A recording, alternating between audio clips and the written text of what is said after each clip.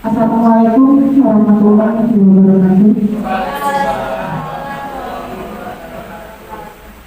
Ya Bapak Ibu sekalian, pada yang terhormat Bapak Asma Seja, SPDM, Satu Kepala Sekolah SMP Negeri 33 Rasa, dan Bapak Guru Camat, pengajar serta tenaga pendidik SMP Negeri 33 Rasa. Hari ini luar biasa Bapak Ibu, saya terima kasih sekali karena Bapak Ibu sudah bisa hadir untuk sharing, untuk diskusi, untuk belajar bareng. Di sini saya tidak akan memurui Bapak Ibu karena memang saya juga masih belajar. Cuma mungkin saya akan sharing apa yang sudah saya dapat di pelatihan guru penggerak selama 2 bulan. Dan menurut saya materi ini bagus sekali untuk saya share dan kita bisa berkolaborasi untuk menciptakan lingkungan positif di sekolah kita. Ya Bapak Ibu.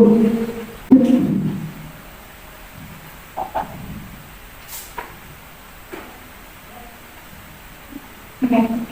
Bisa dilakukan kesepakatan kelas dulu ya Bapak Ibu ya. Sebelum acara ini mulai kita bikin kesepakatan kelas.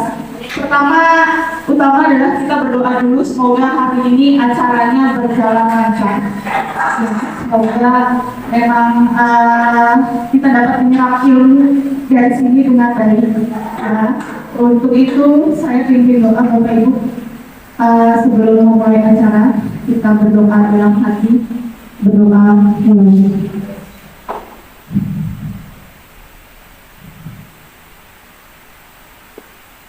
Selesai. Lalu Bapak Ibu, saya mohon maaf untuk men-silent handphone ya, biar acara ini dapat berjalan dengan tertib. Kita silent dulu handphonenya. Lalu kita harus saling menghormati dan menghargai sesama peserta di sini. Jika ada yang sedang berbicara atau ada yang sedang mengungkapkan pendapat, kita menghargai dengan memperhatikan ya Bapak Ibu. Terus raise hand, jadi kalau ada yang mau bertanya atau mau menanggapi, kita tolong angkat tangan ya, raise hand. Terus tidak ngobrol sendiri untuk saling menghargai dan menghormati. Lalu fokus follow one course until successful. Artinya tolong ikuti kegiatan ini sampai selesai ya. Kita harus fokus, anggap aja kita berada dalam gelas kosong ya yang akan diisi dengan ilmu baru, di mana ilmu ini juga baru buat saya. Ya, oke. Lanjut. Oke, dimensi profil pelajar Pancasila kita explain dulu ya Bapak Ibu biar kita lebih semangat. Bapak Ibu sudah hafal dimensi profil pelajar Pancasila?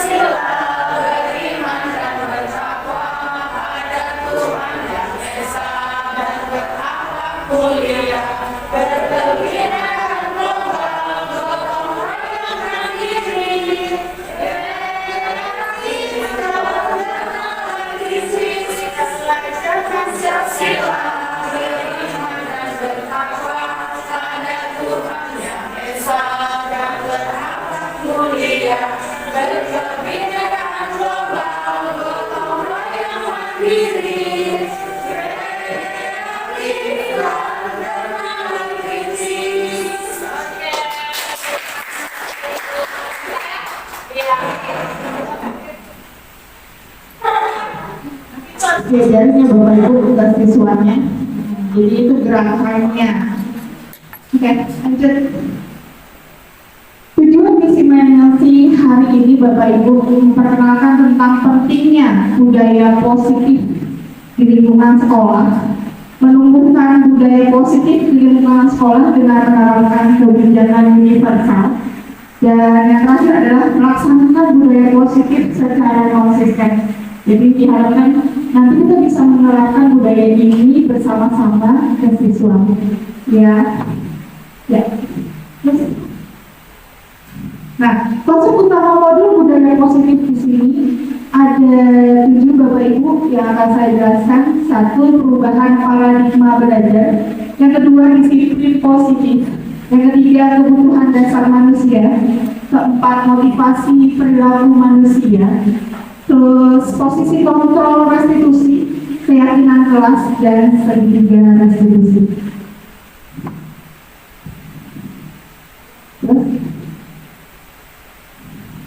Nah, sebelumnya ada kegiatan tematik ya Bapak Ibu. Coba kita bayangkan jika saya sama satu orang teman atau Bapak sama Ibu satu orang teman melakukan gerakan cobalah buka. Jadi Bapak atau Ibu berperan sebagai A untuk mengepalkan tangan. Lalu tangan Bapak Ibu ini dianggap ada sesuatu yang sangat penting sekali, sangat berharga. Nah, teman Bapak Ibu si B mencoba untuk membuka.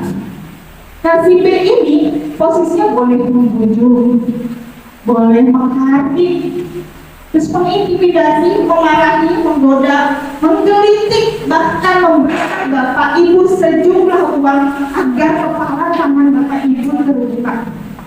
Padahal ini ada berharga banget buat Bapak Ibu yang kayaknya nggak mungkin dibuka. Tapi kalau misalnya Bapak Ibu dibujuk, dirayu.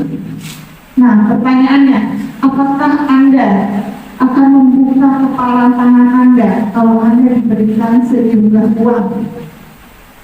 Kira-kira Pak Novi bakal buka nggak sih tangannya kalau diberi sejumlah uang? Atau tetap ditutup? Pertanyaan tutup.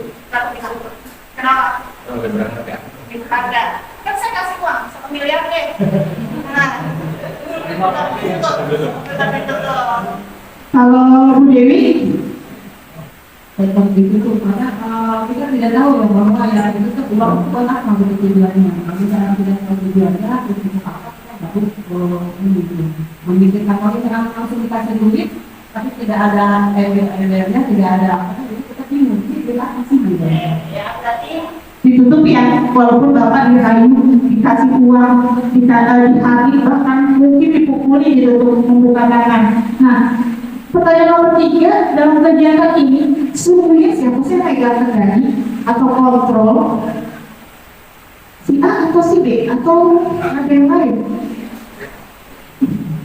Siapa sih yang pegang kendali untuk membuka atau tetap menutup? Kira-kira siapa sih yang pegang kendali? Mungkin menurut Bu Nina, siapa sih yang pegang kendali?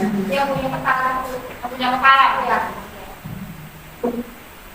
Dirimu, menurutmu, siapa sih yang pegang kendali?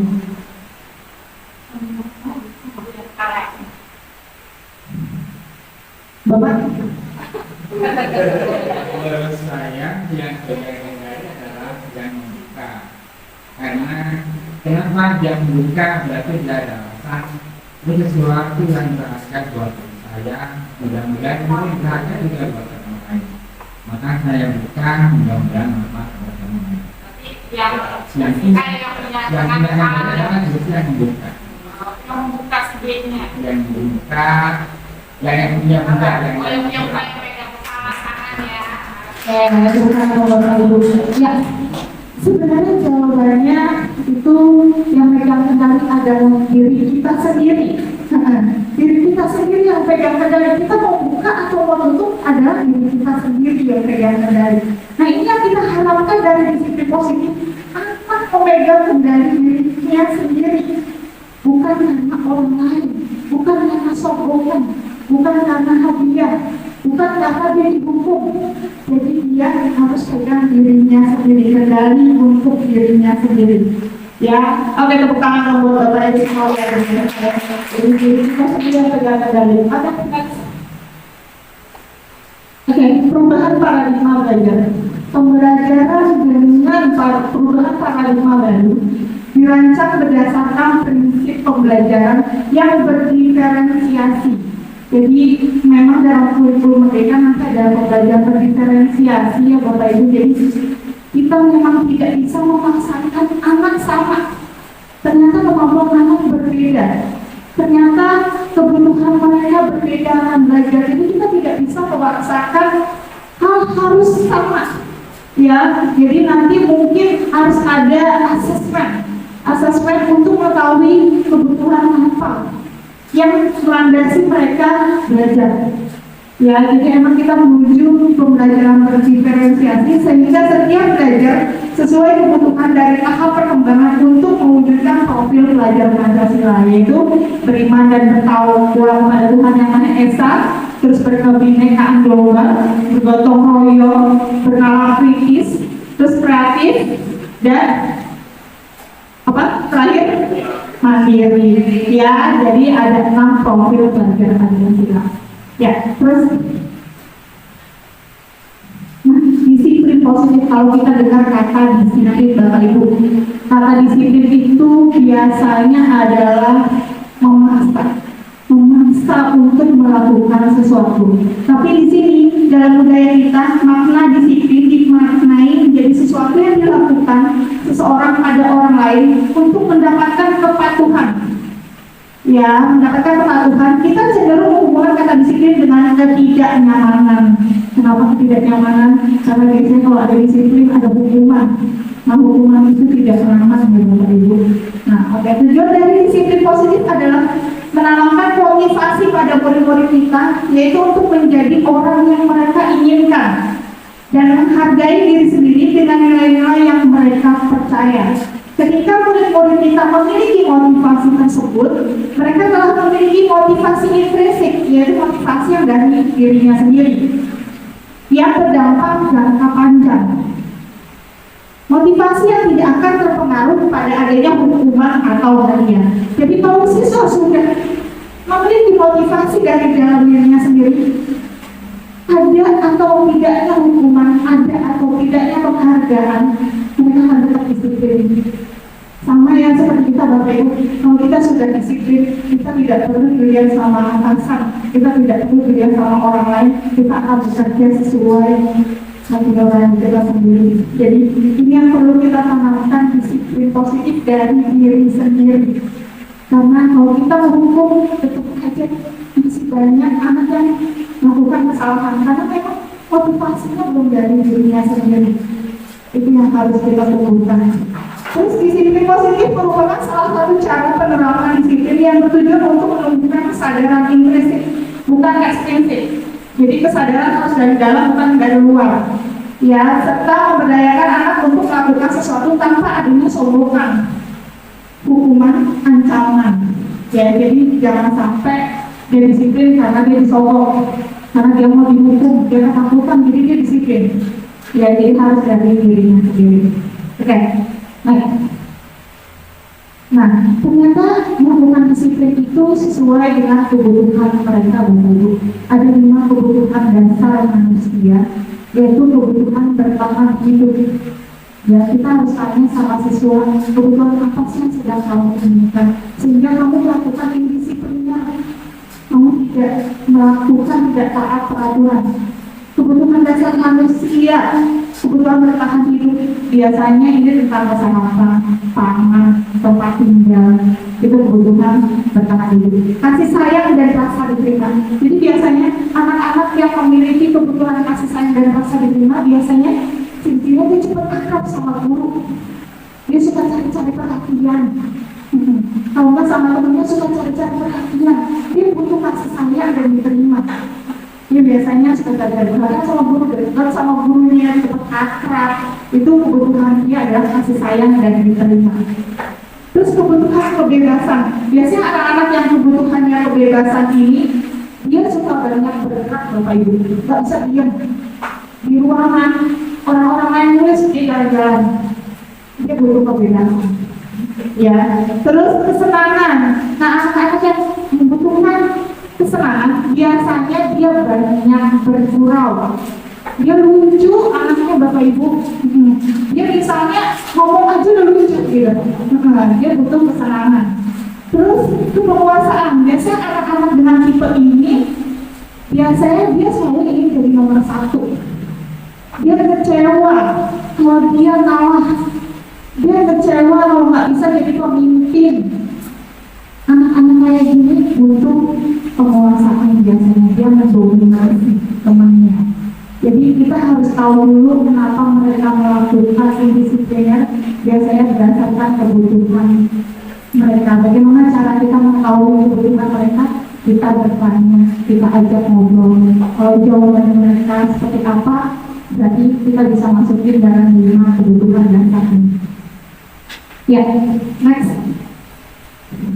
Nah, pertanyaan romantik lagi Bapak Ibu, biar mungkin kita lebih ngerti kebutuhan dasar apa sih yang dipenuhi. Ibu Angga, guru kelas 2A di SD Pelita Hati, sedang bingung menghadapi ulas salah satu murid di kelasnya, yaitu Doni. Beberapa anak di kelas 2A telah datang padanya dan mengeluhkan Doni yang seringkali meminta bekal makan siang mereka dengan paksa. Jika Anda menghadapi situasi seperti Ibu Amber, apa sih yang akan Anda lakukan? Terus menurut Anda, si Doni ini kenapa melakukan hal itu? Dan jika kita jadi Ibu Amber, kira-kira Doni akan menjawab seperti apa? Misalnya, kalau misalnya Bu, saya dipanggil, saya Doni, Ibu Amber, saya dipanggil. Doni, kenapa sih kamu ambilin bekal teman kamu? Saya kalau jawaban saya, habis saya suka sih lihat teman-teman saya marah. Mereka tuh lucu, jadi saya suka aja ngegodain mereka. Atau mungkin alasannya, iya Bu maaf karena ibu saya nggak pernah bawain saya bekal. Saya lapar, jadinya saya minta sama teman deh setiap hari, karena ibu saya nggak bawain saya bekal. Atau kalau jawaban Doni, ya Bu, biarin aja lah, saya mau kayak gitu, soalnya biar teman saya takut sama saya, biar mereka nurut sama saya. Kira-kira kebutuhan dasar mereka apa ya? Oke, next slide. Nah, ini adalah jawaban ilustrasi Doni yang Bapak Ibu. Nomor 1, kalau si Doni ditanya sama Ibu Amber, jawabannya lapar karena orang tuanya tidak membawakan bekal makan siang. Maka kebutuhan dasar yang sedang dipenuhi oleh Doni adalah kebutuhan bertahan hidup. Dia nggak dibawain bekal, jadi dia lapar, jadi kebutuhan biologisnya dia sandang, pangan, makan adalah kebutuhan bertahan hidup.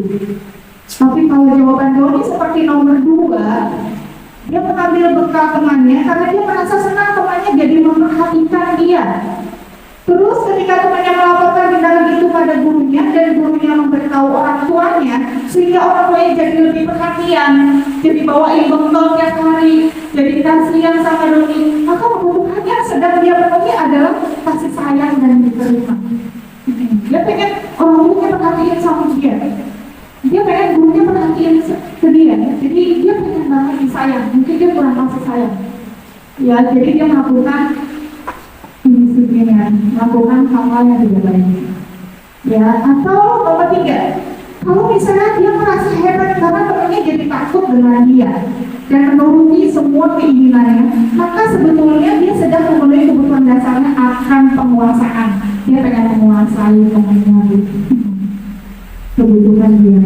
Atau kebutuhan nomor 4, jika dia merasa bosan dengan bekal makanan yang dibawakan ibunya dari rumah karena bekalnya selalu itu aja, nggak pernah berbeda, maka kebutuhan yang dia sedang penuhi adalah kebebasan. Dia pengen bebas makanannya, nggak mau itu aja, dia bosan. Ya, atau kebutuhan nomor 5, karena dia senang, iseng melihat ekspresi wajah teman-temannya yang kesal karena diambil makanannya, dan menurut dia ekspresi temannya itu lucu, maka Doni sedang berusaha memenuhi kebutuhannya akan kesenangan. Jadi dia jahil, ya, jadi emang memberi kebutuhan dasar hidupnya dengan kesenangan. Ya Bapak Ibu, jadi kalau siswa ada yang salah kita tanya dulu, mungkin kalau jawaban dia seperti ini, berarti dia sedang memenuhi kebutuhan dasarnya. Ada yang kurang, jadi ini tidak berlaku juga untuk siswa, ini bahkan buat guru juga bisa seperti itu. Kebutuhan apa sih yang sedang kita penuhi? Ya, oke. Nah, untuk memenuhi kebutuhan kita juga harus memotivasi ya Bapak Ibu, motivasi perilaku manusia. Motivasi adalah dorongan yang timbul pada diri seseorang secara sadar atau tidak sadar untuk melakukan suatu tindakan dengan tujuan tertentu. Jadi ada beberapa tujuan kenapa siswa bisa melakukan itu. Satu, menghindari ketidaknyamanan dan hukuman. Murid melakukan disiplin karena takut dengan hukuman Bapak Ibu. Nah ini masih dari motivasi ekstrinsik, masih dari luar. Berarti ya dia melakukan disiplin karena ada hukuman, dia takut. Jadi ini motivasinya masih dari luar. Tapi kalau tiba-tiba kali dihukum, mungkin dia akan melakukan hal itu lagi. Jadi memang belum dari dirinya sendiri. Mendapatkan imbalan atau penghargaan dari orang lain. Murid melakukan disiplin karena ini mendapatkan imbalan. Kalau kamu besok disiplin, ibu kasih jajanan deh, ibu beliin makanan deh, ibu beliin sesuatu deh. Kamu besok disiplin ya, nggak berulang lagi. Ini juga motivasi dari luar. Nanti pengen dapat sesuatu. Ya, tapi kalau nanti kita nggak kasih imbalan, ya lagi-lagi disiplinnya. Ya, jadi ini masih dari luar. Dan yang terakhir, menghargai nilai-nilai kebajikan diri sendiri. Murid melakukan disiplin positif karena sadar akan kebajikan yang terdapat pada dirinya. Ini adalah motivasi intrinsik baru dari dirinya. Nah, menurut Bapak Ibu, yang bagus dari mana ya? Diri sendiri ya, karena kalau intrinsik itu biasanya sekal kita nggak kasih hadiah, kita nggak kasih apapun, dia sudah akan disiplin, dia sudah akan baik. Ya, jadi emang motivasi yang harus kita tumbuhkan adalah motivasi dari dirinya sendiri. Kita menghukum, kita sampai stres, kalau dia tidak punya motivasi dari dirinya sendiri, nggak akan pernah menghukum sendiri. Ya, oke, next. Nah, konsep disiplin dengan identitas gagal. Ternyata ada dua dengan identitas gagal. Kita menerapkan disiplin, tapi kok gagal gitu ya. Ternyata dengan hukuman dan penghargaan. Ternyata penghargaan itu konsep gagal banget. Ya, kalau hukuman itu dilakukan secara spontan. Misalnya anak terlambat, di sini kamu, ya, kamu terlambat, bersih semua toilet di sini. Itu hukuman. Kalau hukuman spontan langsung hari ketiga itu menyakitkan, tentu membuat anak nggak nyaman. Terus murid jadi takut, kita memasak, ya. Terus murid menyembunyikan kesalahan karena sering dihukum, dia jadi sembunyian. Jangan ketahuan, itu bukan dia diam-diam. Terus murid jadi rendah diri. Kenapa rendah diri? Karena dia dipermalukan di depan teman-temannya. Ya, dia jadi rendah diri, bahkan menurut diri mungkin ada juga yang jadi kapal sekolah karena dia dipermalukan. Ya, oke. Dan penghargaan itu ternyata tidak efektif Bapak Ibu. Ya, jadi kalau anak misalnya sering banget diiming-imingi sesuatu sebelum dia melakukan, besok kalau misalnya kamu disiplin, ibu kasih uang jajan deh, 20.000. Terus setelah itu tiba-tiba kita nggak kasih uang jajan, maka itu jadi tidak efektif. Ya, karena sesuatu yang penghargaan. Kedua, merusak hubungan. Kalau kita kasih hadiah di kelas terus temannya nggak dapat, itu merusak. Jadi ini mungkin namanya Bapak Ibu, itu merusak hubungan. Terus yang ketiga, mematikan kreativitas. Yuk besok kalau ada ini saya kasih hadiah, paling yang dapat dia lagi lah, rumah nggak usah gitu. Ya itu dia jadi nggak berkreatif karena dari dirinya sudah tidak ada, dia sudah ingin sesuatu. Ya, makin kreativitas. Terus berhubung dengan sistem ranking, alhamdulillah kita sudah tidak ada sistem ranking. Bapak Ibu di rapor juga tidak ada ranking. Ternyata ranking itu mematikan kreativitas, merusak. Kenapa? Karena siswa yang dapat ranking, apa sih yang dia lihat pertama kali di rapor? Saya ranking berapa? Bukan melihat nilai saya naik loh, ternyata nilai saya berubah. Tapi yang pertama kali dilihat kalau ada ranking adalah saya ranking berapa. Ya, terus teman-temannya rankingnya buruk di bawah, dia juga malu. Ya, terus yang udah biasa di atas mungkin bisa jadi sombong atau ini gue udah biasa kan yang satu 13 udah biasa bagi gue gitu. Ya ternyata sistem itu adalah hukuman buat siswa. Maka memang di dalam kurikulum pendidikan kita dituntut untuk melakukan kolaborasi dengan teman, bukan kompetitif. Kita dilarang untuk melakukan persaingan kelas. Kita melakukan kolaborasi, mereka harus bisa bekerja sama. Kita tidak menimbulkan persaingan di dalam kelas. Itu yang harus dilakukan di kurikulum pendidikan. Terus merampas hal menghargai dirinya. Bapak Ibu, kalau kita melakukan penghargaan sebelum dia melakukan sesuatu, sesungguhnya kita sedang berpikir dia tidak bisa melakukan hal itu. Jadi harus begini, dia tidak bisa melakukan hal itu, kita nggak percaya sama dia. Jadi harus ini sesuatu baru dia bergerak. Ya, jadi sebenarnya hukuman dan penghargaan itu adalah tujuannya sama untuk mencoba mengendalikan perilaku seseorang. Jadi hukuman atau penghargaan itu mengendalikan perilaku seseorang. Sama tujuannya untuk mengendalikan. Oke, next. Nah, gimana dengan konsep disiplin dengan identitas sukses? Ada dua, konsekuensi dan restitusi. Wah, ini restitusi baru ya Bapak Ibu mendengar. Saya juga baru mendengar ketika saya mendapat modul ini. Ya, konsekuensi. Jadi, bagaimana siswa tahu itu konsekuensi? Tentunya kita harus bikin kesepakatan kelas dulu Bapak Ibu. Ya, baru siswa tahu bahwa ini ternyata saya harus begini loh kalau saya melakukan kesalahan. Nah, konsekuensi itu ternyata penguatannya jangka pendek. Walaupun dia dibilang sukses, tapi penguatannya jangka pendek. Kenapa? Kalau misalnya tiba-tiba kita sudah melakukan kesepakatan kelas, kita nggak konsisten, kita nggak koordinasi terus, kita nggak pantau terus, tiba-tiba banyak yang melanggar, maka mereka nggak akan jadi konsekuen lagi. Maka ini berjangka pendek. Kalau kita tidak monitoring secara berkelanjutan. Jadi kalau kita sudah melakukan kesepakatan kelas, kita harus monitoring terus. Ya, kalau ada yang melanggar, kita tanya konsekuensinya apa sih setelah kita sepakati kemarin. Ya, terus stimulus dan respon. Kalau misalnya kita tanya, kamu kalau misalnya terlambat sekolah, kamu harus apa? Dia merespon Bapak Ibu. Oh iya, kalau saya terlambat sekolah, berarti saya harus baca Al-Quran juz 30 surat Al-Insyirah misalnya. Ya, dia tahu konsekuensinya kalau dia melakukan kesalahan. Itu tentu dengan kesepakatan. Terus kemudian dia menghormati peraturan. Kalau dia sudah dipakai kesepakatan, dia juga menghormati. Oh, kalau nanti saya begitu, berarti konsekuensinya saya harus begini. Kalau saya melakukan hal ini, berarti saya harus begini. Dia sudah tahu, dia menghormati. Nah, ternyata ada yang lebih baik lagi Bapak Ibu, yaitu restitusi namanya. Murid bertanggung jawab atas perilakunya.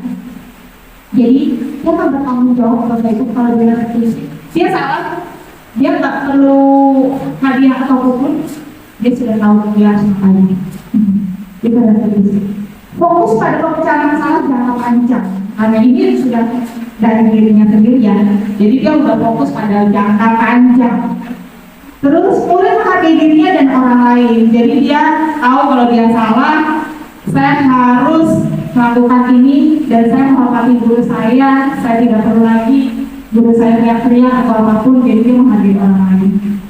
Ya, terus murid bersemangat memperbaiki kesalahannya. Jadi dia akan bersemangat memperbaiki kesalahannya. Dia tahu kesalahannya itu mungkin tidak sengaja atau apapun, jadi memperbaiki. Murid memegang kontrol dirinya seperti yang tadi. Kepala tangan dia akan kontrol dirinya sendiri untuk melakukan tindakan disiplin. Jadi tidak karena orang lain Bapak. Ya, jadi itu perbedaan restitusi. Oke, next. Nah, apa sih restitusi?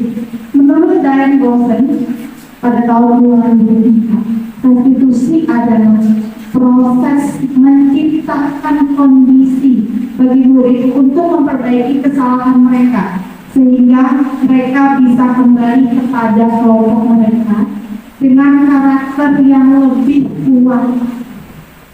Ya, maksudnya kembali kepada kelompok mereka misalnya. Sekarang kan banyak banget Bapak Ibu kasus anak pergi dari rumah. Ya, kesel sama orang tuanya, nggak suka dia pergi dari rumah. Nah, kalau dia pergi dari rumah, gimana kita melakukan pendekatan sama dia? Kalau anak pergi dari rumah, bisa jadi dia lebih buruk keadaannya, karena tidak ada yang mengontrol, tidak ada yang mengawasi. Jadi maksud dari restitusi adalah melakukan pendekatan menuntun agar dia balik kepada kita dengan karakter yang lebih baik. Karena kita perlu menuntun kalau dia sering pergi, sering bolos, tidak akan ada yang mengawasi. Ya, nah ciri-ciri restitusi bukan menebus kesalahan, tapi dia belajar dari kesalahan. Dia nggak perlu menebus. Ya, misalnya kita ada siswa menjatuhkan atau memecahkan barang, merusak barang teman orang lain, merusak barang temannya. Terus mungkin kita nggak akan menyuruh dia untuk ganti, ya karena mungkin uangnya juga nggak ada segala macam. Tapi dengan restitusi dia akan menebus kesalahannya dengan caranya. Mungkin dia akan lebih berhati, dia minta maaf, sebenarnya memaafkan. Jadi dia sudah tahu apa yang harus dia lakukan. Terus tawaran bukan paksaan. Jadi kita tidak boleh memaksa, kita menawarkan. Kamu merusak barang orang lain. Sekarang apa sih yang bisa kamu lakukan untuk menebus kesalahan kamu? Kita menawarin sama dia Bapak Ibu. Apa sih yang bisa kamu lakukan untuk mengganti barang teman kamu yang rusak? Jadi kita tidak memaksa dia untuk mengganti. Misalnya saya bisanya ini, Bapak Ibu, saya bisanya mungkin dilem aja ini, ya udah coba lakukan. Ya, memberi tawaran bukan kata.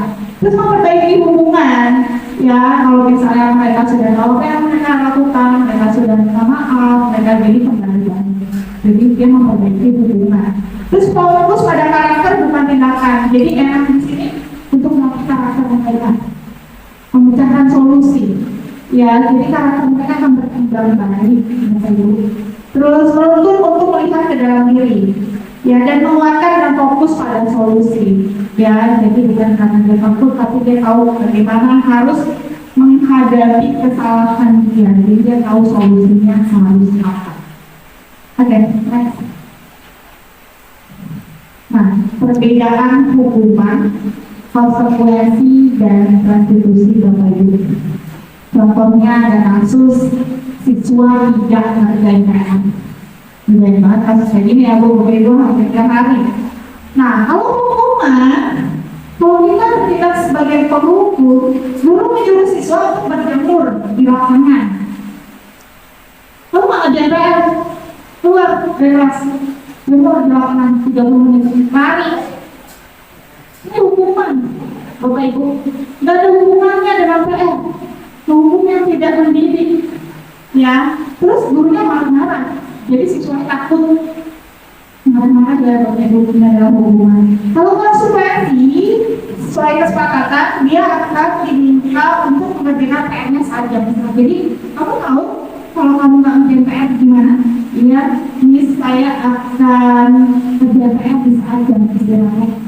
Jadi kamu tahu kamu nggak istirahat? Iya, saya tahu saya nggak istirahat. Jadi kita bikin kesepakatan dulu. Terus guru tegas dan siswa menghormati peraturan karena dia tahu konsekuensinya kalau mengerjakan. Ya, jadi tidak dilakukan secara spontan. Kalau spontan, apa perlu hukuman ya, bukan konsekuensi. Nah, restitusi, guru menanyakan keyakinan apa yang sudah dilakukan. Kamu tak kerjain PR, berarti keyakinan mana yang sudah kita langgar, kesepakatan yang mana yang sudah kita langgar. Ya, terus guru terbuka dan siswa menghormati dirinya dan orang lain. Nah, jadi restitusi adalah pengakuan yang paling baik. Oke, next. Nah, dalam menciptakan disiplin positif, ternyata kita punya 5 posisi sebagai pembunuh, apa sebagai pembuang rasa bersalah, apa sebagai teman, apa sebagai pemantau, apa sebagai manajer. Kira-kira posisi yang kemarin apa sih ya Bapak Ibu ya? Lebih cenderung ke penghukum ya? Iya, lebih cenderung ke penghukum. Nah, bedanya dari 5 ini? Kalau bukan di mana, kita lihat dulu barangnya.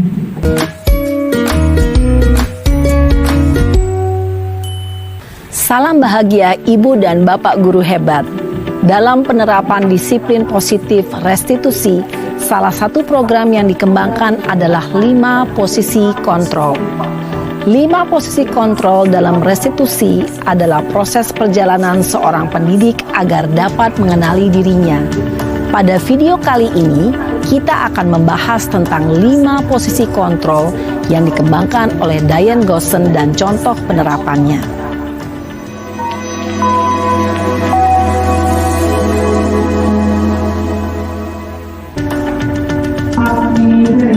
Mungkin ada beberapa dari Bapak Ibu yang sudah sampai tahap itu, tapi mudah-mudahan setelah kita mempelajari 5 posisi kontrol ini, kita bisa berkolaborasi bersama-sama untuk sampai posisi manajer.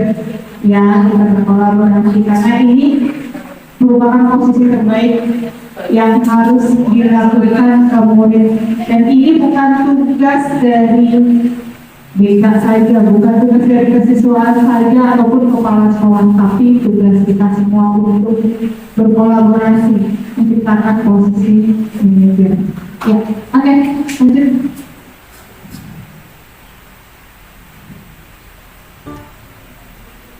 Nah, Bapak Ibu, untuk mencapai posisi manajer, tentu kita harus membuat keyakinan kelas. Apa yang harus kita lakukan pertama kali Bapak Ibu ketika kita masuk ke sekolah adalah membuat keyakinan kelas bersama murid-murid kita. Kenapa sih keyakinan kelas? Kenapa enggak peraturan kelas aja? Apa bedanya keyakinan kelas dan peraturan kelas? Ada yang tahu Bapak Ibu apa bedanya keyakinan kelas dengan peraturan kelas? Kenapa bahasanya keyakinan kelas bukan peraturan kelas? Jadi kalau peraturan kelas itu dibikin oleh guru saja tentang melibatkan murid itu peraturan dari satu pihak. Tapi kalau keyakinan kelas, guru dan murid berkolaborasi menciptakan kesepakatan dengan bahasa-bahasa yang positif, bukan bahasa negatif, Bapak Ibu. Jadi itu namanya keyakinan kelas. Guru bersama-sama dengan murid menciptakan kesepakatan.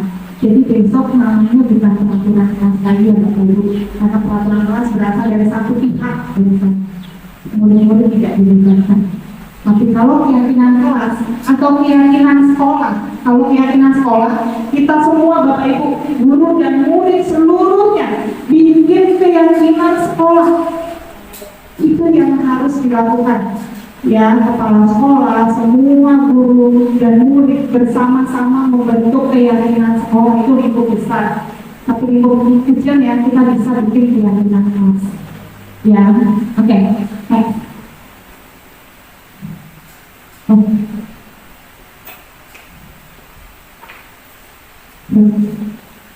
Nah, Bapak Ibu, saya teruskan membuat keyakinan kelas.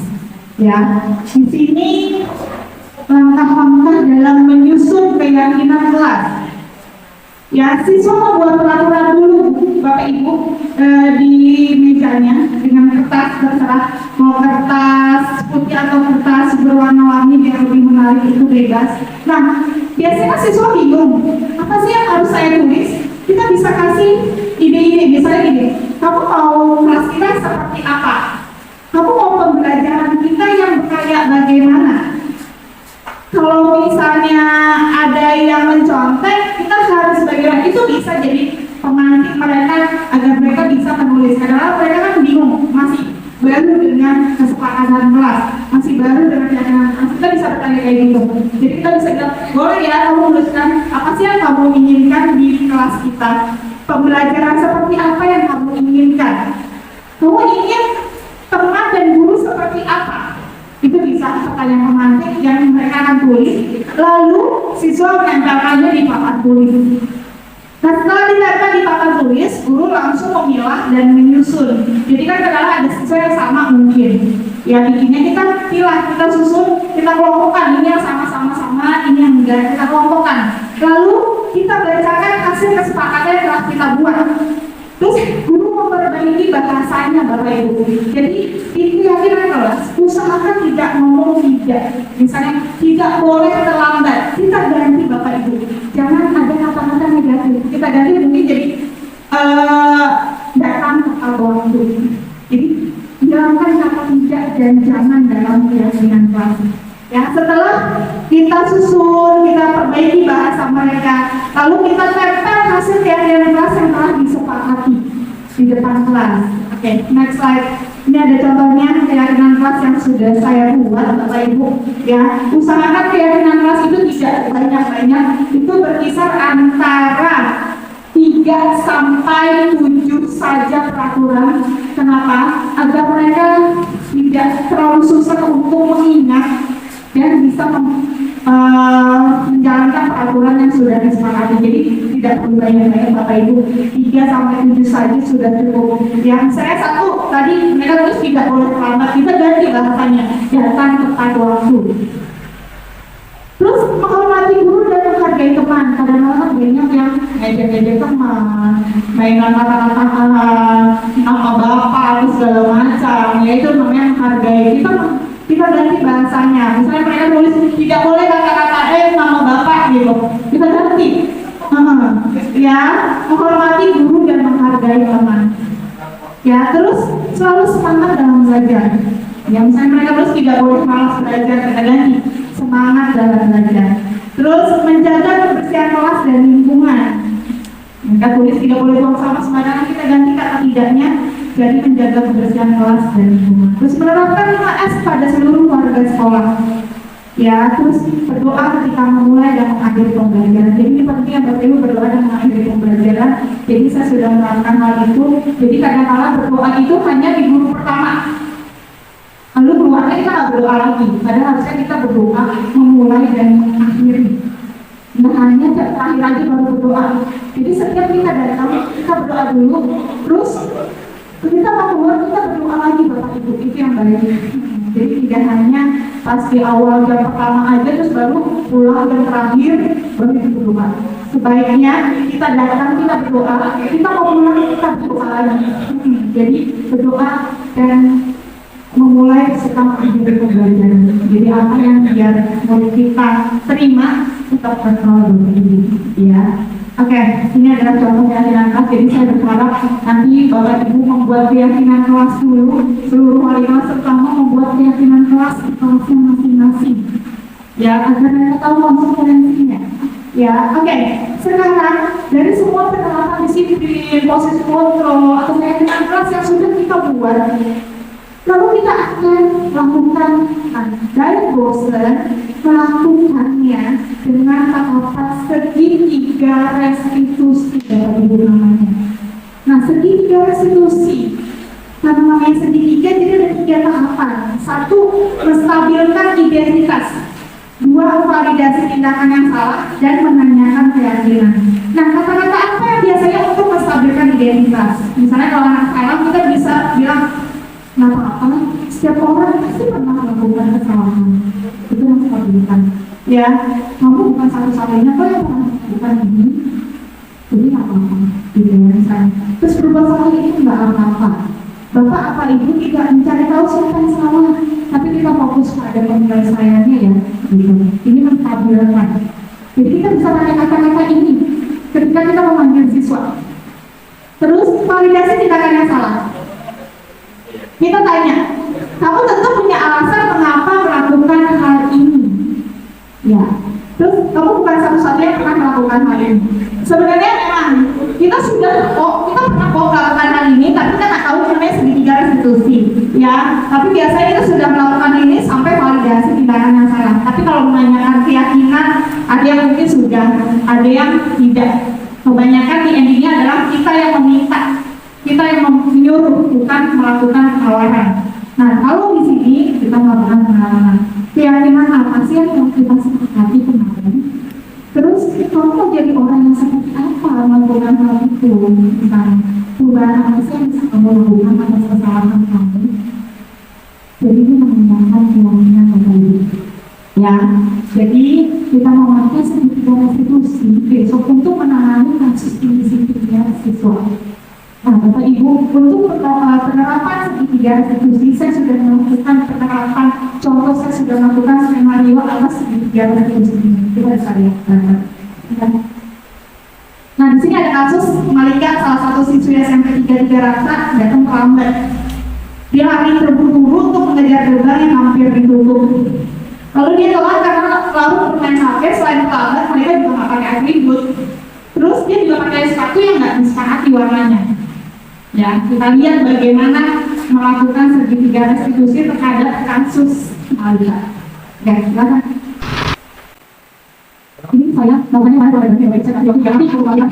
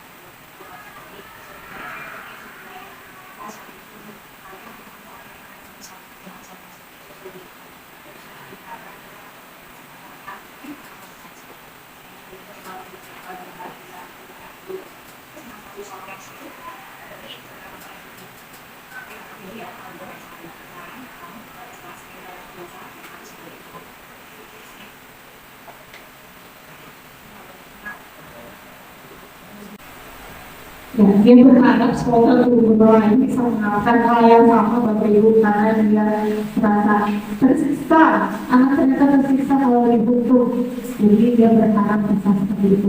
Oke, next. Nah, refleksi dari semua materi ini adalah menciptakan budaya positif perlu kolaborasi oleh seluruh warga sekolah.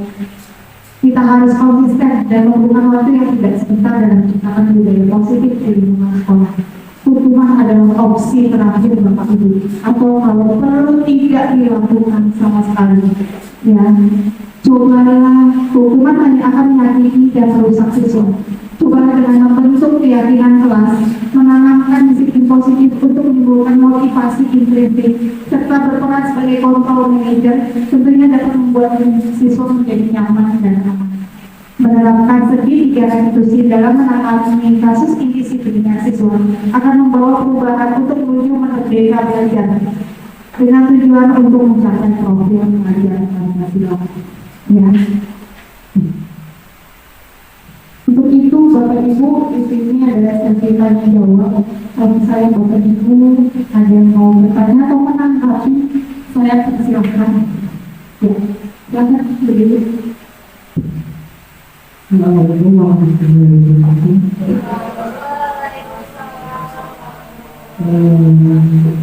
Terima kasih atas waktunya. Di sini konferensi itu ya Bu, tadi tentang apa namanya disiplin ya. Ya, kita kan tadi sebenarnya menjadi sebagai berupa disiplin. Ya, di sini kan yang digunakan untuk anak saja. Tapi di sisi lain, anak itu kan menilai bagaimana seorang individu itu tetap disiplin. Kalau kita lihat di lapangan, ya bukannya di lapangan banyak misalkan anak sudah disiplin, tetapi dirinya masih banyak yang apa namanya tidak sesuai gitu. Yang kedua, tadi tentang hukuman gitu. Tadi saya lihat tentang apa namanya membersihkan WC gitu. Kalau kita misalkan tidak pakai boleh tidak ini pakai sepatu atau lain-lain karena kalau berbuat dengan tidak di lapangan gitu. Kalau menurut saya itu kan itu pembelajaran ya, membersihkan itu bukan tapi menyuruh anak untuk sebagai pembantu sekolah gitu. Jadi pembelajaran biar itu apa namanya itu mempunyai hati yang bersih ya. Karena di sini itu juga dari hati yang paling dalam dari hati kita gitu. Kalau misalkan nanti kita perlu kehilangan untuk kedisiplinan, nggak apa-apa lagi gitu. Terus yang kedua, itu kan surat maunya, kita sudah bisa perempuan gitu. Yang saya di lapangan itu banyak yang tidak aktif, sudah dilakukan dengan lemah lembut, dengan baik, akhirnya tetap saja gitu. Apa melakukan kesalahan, itu bagaimana sih cara mengatasinya? Karena kita tuh kerja di lapangan, bukan di luar. Orang kita tuh banyak menginginkan siswa tidak semua misalkan satu ruang kelas saja. Yang begitu dalam siswa kan semua anak gitu. Itu aja tentang dari saya. Terima kasih. Assalamualaikum warahmatullahi wabarakatuh. Ya, terima kasih Ibu Dewi untuk pertanyaannya luar biasa. Ya, Bapak Ibu, saya coba jawab. Pertanyaan pertama, itu sudah mendisiplinkan anak, ternyata gurunya masih belum disiplin. Ya, tentu yang pertama kali kita lakukan adalah kita kerjasama, kita kolaborasi diri kita sendiri. Saya sudah bilang dari tadi bahwa motivasi intrinsik itu tidak selalu cuma buat siswa, tapi juga buat guru. Ya, kalau gurunya sudah disiplin, ada atau tidak kepala sekolah, ada atau tidaknya hukuman, ada atau tidaknya penghargaan, mereka akan disiplin. Nah, kita di sini sharing untuk mengajak bareng-bareng berkolaborasi untuk menciptakan budaya positif. Ya, nah ini harus dibentuk keyakinan sekolah Bapak Ibu, ya, agar guru tahu apa yang harus mereka lakukan sebelum kita terjun dengan siswa. Tapi kita tidak bisa menunggu semua untuk melakukan itu, yang ada siswa malah berhalangan. Setidaknya kita diri kita sendiri saja dulu ya untuk menjadi contoh atau teladan siswa. Karena kita tidak bisa menunggu semua orang untuk sama kayak kita. Yang pasti kita sudah ajak, kita sudah beritahu, itu harus motivasi dari diri kita sendiri. Ya, baru setelah yang sudah disiplin saja dulu untuk memberikan contoh yang baik sama siswa. Kita kasih pengalaman sama siswa, kita pun tumbuhkan motivasi dirinya. Ya, kita harus kolaborasi kerjasama, karena ini nggak bisa dilakukan sendirian. Ini nggak bisa dilakukan oleh hanya kesiswaan, guru BK, atau cuma oleh kelas saja, tapi oleh seluruh warga sekolah, baik itu petugas kebersihan, baik itu tenaga pendidik, TU, guru, dan semuanya harus jadi contoh, harus jadi teladan untuk siswa. Itu dulu yang harus kita perbaiki. Tapi seperti yang saya bilang tadi, kita nggak bisa menunggu, kita harus langsung juga terjun ke siswa. Yang kedua tadi tentang pembersihan, ya, oke, pelanggaran. Sebenarnya itu boleh Bu Dewi, asal memang kita sudah kasih tahu keyakinan sekolah kita. Kalau kita belum kasih tahu, itu jadinya hukuman, karena spontan Bu Dewi. Dia nggak tahu kalau terlambat itu hukumannya adalah itu namanya, kalau dia sudah tahu yang menghormati, itu namanya konsekuensi. Nah, jadi kalau misalnya terlambat, kamu bersihin toilet ya, dan kalau kita tanya, kalau kamu terlambat hukumannya apa ya? Kalau terlambat, kamu harus apa ya? Oh, saya harus membersihkan WC, Bu. Dia tahu itu namanya konsekuensi. Dan saya pun pernah ngomong, dan kita bikin keyakinan sekolah dulu. Kita share kepada mereka, keyakinan sekolah kita itu ini. Jadi nanti ketika mereka melakukan disiplin, dia tahu apa yang harus dilakukan. Jadi benar, membersihkan mungkin toilet itu pembelajaran, tapi harus sudah disepakati dulu dulu. Kita harus sudah sepakat dulu sama siswa. Jadi mereka tahu. Selama ini kan mereka nggak tahu. Jadi kalau mereka tahu, mungkin mereka akan menjaga. Jadi mereka akan menghormati peraturan itu. Jadi kita harus melakukan yang benar, sekolah dulu. Ya. Terus yang ketiga tadi sudah semuanya, tapi memang ternyata susah ya Ibu, benar Bu, karena siswa itu belum berasal dari dirinya sendiri, masih faktor eksternal. berjalan lebih sulit. Iya, Berbicara. betul sekali, Bu, betul sekali. Memang kendalanya seperti itu. Ternyata ngomong itu gampang sih ya. Ternyata kalau ngelakuin itu susah. Kita juga emosi segala macam. Nah, untuk itu perlunya kolaborasi, kerjasama. Memang tidak mengandalkan satu orang. Kita harus bareng-bareng Bapak Ibu.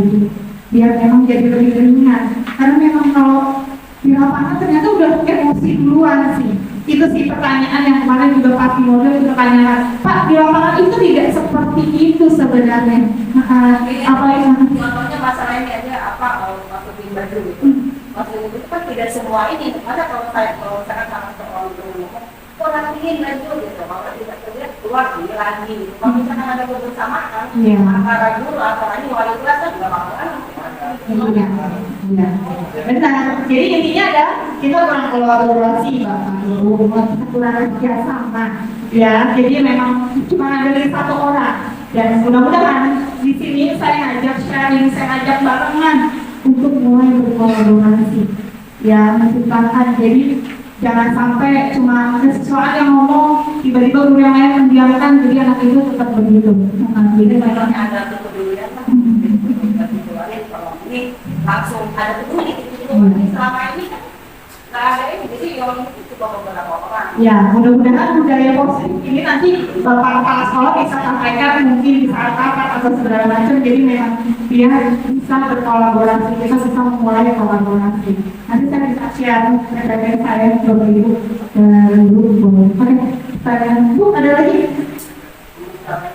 Oh iya, ya. Atau ada yang mau kasih tanggapan? Minta buka dulu, berarti dia udah langsung duluan ya.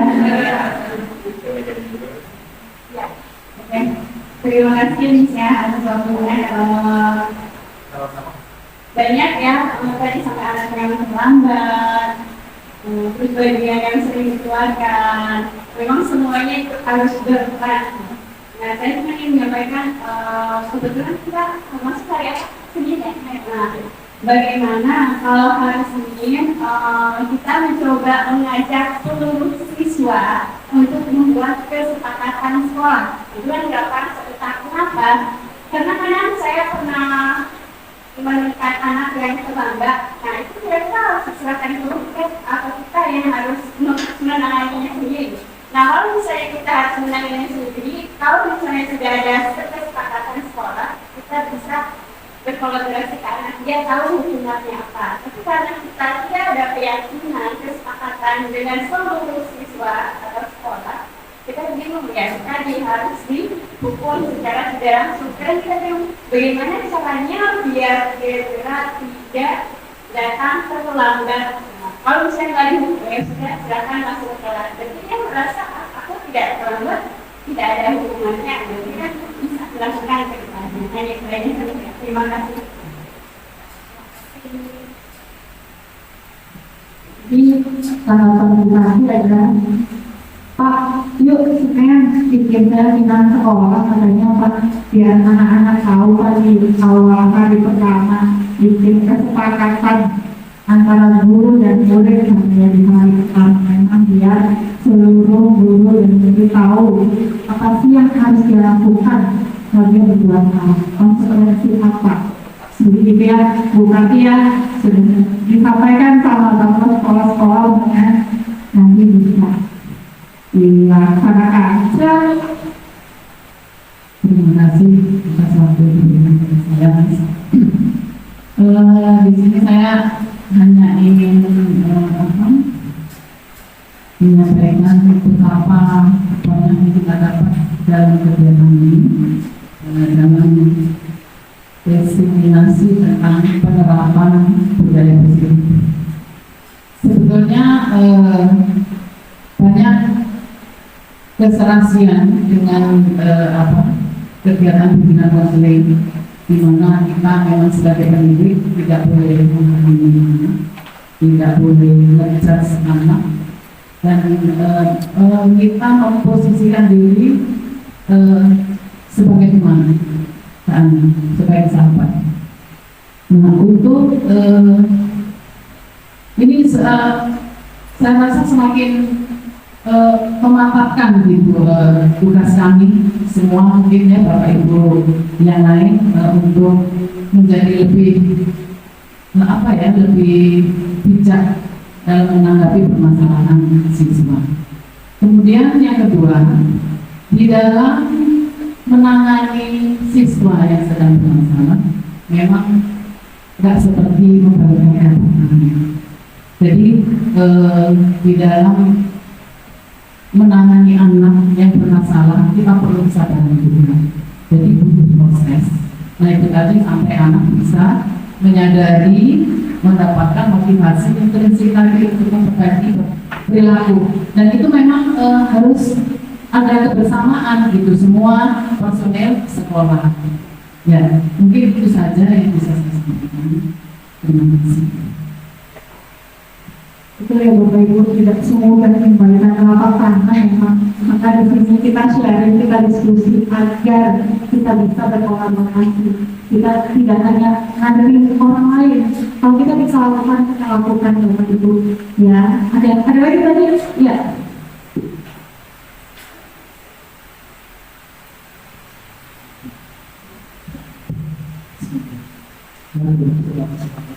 Menarik sekali dari atas definisi tentang menggunakan perspektif di sekolah kita. Tadi saya melihat atau melihat ada beberapa hal yang positif yang harus bisa kita lakukan pada siswa kaitan dengan masalah mereka ketika kita bersama dan sebagainya. Nah, kita tahu di siswa kita ada ratusan siswa, tentu ada ratusan karakter dari siswa. Dan karakter yang diikuti oleh siswa kita tidak sama seperti yang ada di tampilkan di video. Ada yang cuek, ada yang peduli, ada yang macam-macam lah. Nah, tadi saya simak ada ketika ada anak terlambat atau apapun itu dia melakukan atau tidak merasa atau tidak melakukan tugas apapun itu, ketika dia tahu konsekuensinya ketika nanti kami tidak istirahat yang bisa mendapatkan tambahan materi atau tugas lain, ataupun ketika dia terlambat nanti kamu komisaris setelah jalan istirahat. Ketika itu sudah kita laksanakan, tetapi anak tersebut dia tidak datang ketika kita minta dia untuk datang pada jam istirahat, tetapi dia tidak datang. Atau ketika dia diminta untuk mengerjakan pekerjaan lain atau tugas lain di jam pelajaran jam istirahat, sehingga dia konsekuensinya tidak istirahat, tapi dia cuek malah istirahat aja, malah dia cuek ya. Jangan tugas yang harusnya dilakukan atau istilahnya menurut kesalahan dia tidak lakukan. Berapa lagi supaya itu jika hal tersebut kurang berhasil. Terima kasih Pak Wayu. Ya, betul. Seperti yang kita bilang tidak semudah kembali melakukan. Itu kita harus terus lakukan pendekatan sampai motivasi intrinsiknya ada. Itu anak tidak punya motivasi, tidak punya kesadaran dari dirinya sendiri. Jadi kalau kita tidak menimbulkan kesadaran dari dirinya sendiri, kita mau kita apain pun mungkin akan tetap sama kayak gitu. Itu sih yang harus kita lakukan sekarang adalah menimbulkan kesadaran dari dirinya sendiri. Itu tentu dengan pendekatan secara khusus, ya kita harus pantau, kita harus panggil, dan tanya kebutuhan apa sih? Mungkin ada kebutuhan dasar yang dia lewat, tidak terpenuhi, sehingga dia melakukan kasus indisipliner.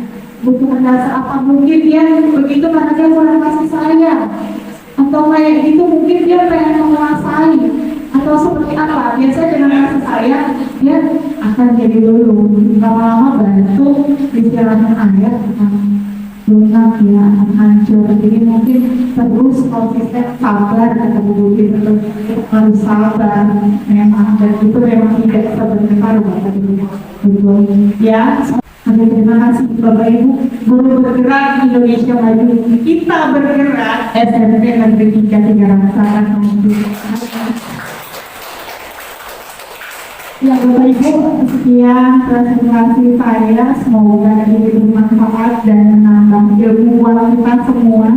Ya kita sharing, mudah-mudahan next kita bisa bekerja sama untuk menceritakan disiplin positif, budaya positif, dan menciptakan motivasi intensif. Bismillahirrahmanirrahim. Assalamualaikum warahmatullahi wabarakatuh. Saya Setyaja, Kepala SMP Negeri 33 Raksa, Kabupaten Tangerang, ingin menanggapi kegiatan diseminasi budaya positif di SMP Negeri 33 Raksa, Kabupaten Tangerang yang dipresentasikan oleh Ibu Debbie Febianti SPD sebagai calon anggota guru penggerak angkatan 7. Kalau melihat apa yang tadi dipresentasikan oleh Bu Debbie, ini sangat bagus sekali, dan melihat respon dan beberapa pertanyaan yang disampaikan oleh Bapak Ibu guru yang hadir pada kegiatan tadi, ini apa yang disampaikan oleh Bu Debbie sangat bagus dan sangat menarik buat teman-teman yang lain untuk bukan hanya sekedar seminar atau diseminasi, tapi juga sepertinya teman-teman yang lain tertarik untuk ikut mempraktekkan dalam keseharian dalam menangani berbagai permasalahan di sekolah, terutama terkait peserta didik, dengan budaya atau kebiasaan yang positif, yang baik, yang menarik atau baik buat peserta didik ke depannya. Selamat kepada Ibu Debbie, semoga apa yang disampaikan pada pagi hari ini berpengaruh buat teman-teman yang lain ke depan untuk mengikuti jejak Ibu Debbie untuk sama-sama ikut menjadi guru penggerak, karena Ibu Debbie ini adalah guru penggerak pertama di SMP Negeri 33 Raksa. Mudah-mudahan Bapak Ibu guru yang lain bisa mengikuti jejak Ibu Debbie, dan dengan semakin banyak Bapak Ibu guru menjadi guru penggerak, sehingga pendidikan usia SMP Negeri 33 Raksa akan semakin baik pula. Terima kasih. Sekali lagi selamat kepada Ibu Debbie. Assalamualaikum warahmatullahi wabarakatuh.